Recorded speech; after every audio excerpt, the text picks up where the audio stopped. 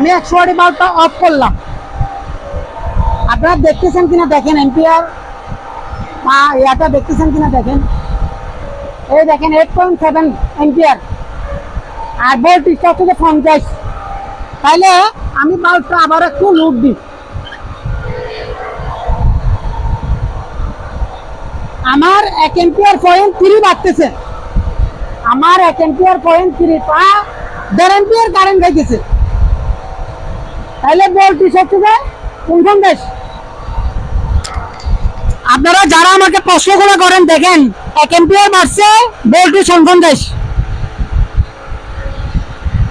তাইলে 2 এম্পিয়ার যেখানে খাওয়ার কথা ওইখানে কম খাইতেছে কিনা সেটা লক্ষ্য করেন।